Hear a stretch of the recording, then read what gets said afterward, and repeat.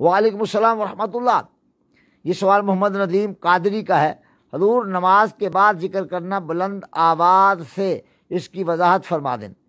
محمد ندیم قادری صاحب، جواب یہ ہے کہ نماز کے بعد ذکر کرنا بلند آواز میں یہ حدیث صحیح سے ثابت ہے، اور امام بخاری نور اللہ مرقدہ اپنی صحیح کی کتاب الصلاۃ میں باب ذکر بعد الصلاۃ میں یہ حدیث لائے، اور پچھلے 40 سال میں کئی مرتبہ اسے بیان کرتا رہا، اور بہت سارے سوالات اس پر ہوتے رہے جب میں یہ حدیث بیان کرتا تھا بخاری شریف کی باب ذکر بعد الصلاۃ میں۔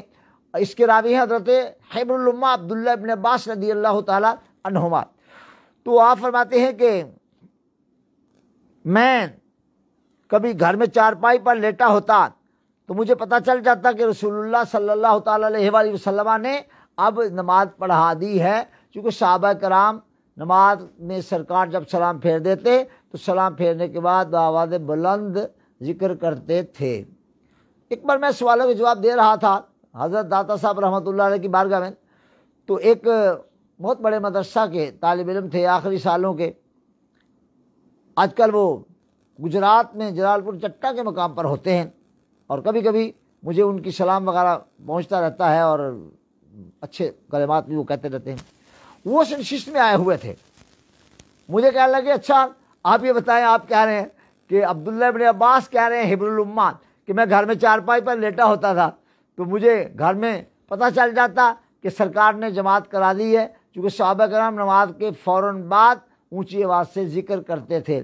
تو وہ کھڑے ہوئے تھے، مجھے کہنے لگے علامہ صاحب آپ ہوش میں ہیں؟ میں نے کہا بیٹے میں بالکل باہوش ہوں، اور میں جس درگاہ پر کھڑا ہوں وہ درگاہ گنج بخش کی درگاہ ہے، حضرت داتا گنج بخش علی بن عثمان حجیری کی بارگاہ ہے، یہ مسجد انہی کی ہے، اور میں ہوش میں ہوں۔ اچھا آپ کیا سمجھتے ہیں کہ رسول اللہ کا صحابی ہو اور وہ نماز ہو رہی ہو اور وہ گھر میں چارپائی پہ لیٹے ہوں؟ میں کہا بیٹے میں حدیث پاک بیان کر رہا ہوں، اور بخاری کی حدیث ہے۔ وہ ابھی نابالغ تھے اور ان پر نماز باجماعت پڑھنا یہ واجب نہیں تھا، لہذا وہ نابالغ تھے، چھوٹے تھے، بچے تھے، اور گھر میں وہ لیٹے ہوتے تھے، اور انہیں پتہ چل جاتا کہ اللہ کے محبوب نے سلام پھیر دیا۔ صحابہ کرام اونچی آواز سے ذکر کرتے تھے۔ تو مجھے کہتے ہیں اچھا اس کا مطلب یہ ہے کہ ایک تو یہ پہلے آپ نے حدیث بیان کی، کہا کہ صحابی گھر میں ہوتے تھے اور سرکار نماز پڑھا کر جب سلام پھیرتے تو انہیں ذکر کی آواز وہاں تک پہنچتی، اور دوسرا آپ کو اصول یاد نہیں رہا۔ میں نے کہا جی علامہ صاحب، مولانا صاحب آپ اصول بیان فرمائیے، مجھ سے غلطی ہوئی ہوگی تو میں معذرت کر لوں گا۔ کہنے لگے کہ آپ نابالغ کی روایت کو بیان کر رہے ہیں، آپ کو نہیں پتا کہ نابالغ کی روایت شریعت میں حجت نہیں ہوتی۔ میں نے کہا مولانا صاحب کون سے سال میں ہیں؟ بس سال تو مجھے یاد نہیں رہا، بہرحال ان سے پوچھا، علامہ صاحب پوچھیے گا کبھی ان سے، آپ فون وغیرہ آئی اور رابطہ ہو تو پوچھیے گا کہ یہ کس سال کی پڑھتے تھے۔ میں نے کہا آپ یہ بتائیں کہ حبر الامہ کا انتقال کیا ابھی نابالغ تھے تو فوت ہو گئے تھے؟ میں نے کہا بیٹا حضرت عبداللہ ابن عباس رضی اللہ تعالیٰ عنہما ہجرت سے چند سال پہلے پیدا ہوئے تھے، اور 68 ہجری میں آپ کا وصال ہوا ہے، اور عمر مبارک جو ہے وہ 70 سال سے اوپر تھی، 70 سال سے اوپر۔ عبداللہ ابن عباس 70 سال سے اوپر عمر تک زندہ تھے، اور آپ کا وصال طائف کے مقام پر ہوا۔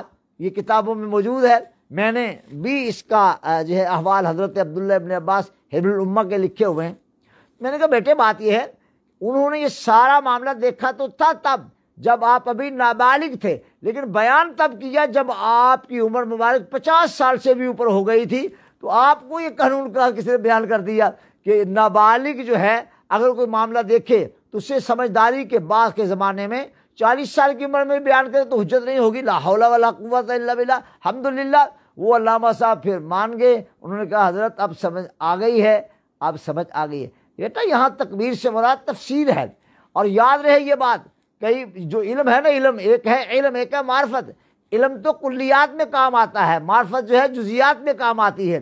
لہذا حدیث سننے سنانے والوں کو چاہیے کہ کلیات سے بھی آگاہ رہیں اور جزیات پر بھی ان کو عبور ہونا چاہیے۔ لہذا یہ حدیث پاک جو ہے وہ اس بات پر دال ہے، اس بات پر دلالت کرتی ہے کہ نماز کے بعد سلام پھیرنے کے بعد اونچی آواز سے ذکر کرنا یہ رسول اللہ صلی اللہ تعالیٰ علیہ وآلہ وسلم سے ثابت ہے۔ بعض لوگ اب تو بہت کم ہو گیا وہ معاملہ، آج سے 40 سال پہلے 45 سال پہلے بڑا گرما گرم تھا، اس نے یہ کہہ دیا اس نے وہ کہہ دیا، اب وہ معاملہ تو جاتے رہے، میرے سامنے معاملات الحمدللہ ٹھنڈے ہو گئے، اللہ کا شکر ہے۔ اب تو وہ لوگ جو اس پر بڑی لے دے کیا کرتے تھے اب وہ بھی ٹھنڈے ٹھنڈے نظر آتے ہیں۔ اچھا ہو گیا، اللہ تعالیٰ آپ کی بھی خیر کرے، ان کی بھی خیر کرے، اللہ اس امت کو وحدت عطا فرمائے، وحدت عطا فرمائے۔ لہذا اعتراض کرنے کی بجائے تھوڑی تحقیق کرنی چاہیے، انشاءاللہ سارے معاملات حل ہو جائیں گے۔ علامہ صاحب لیجیے۔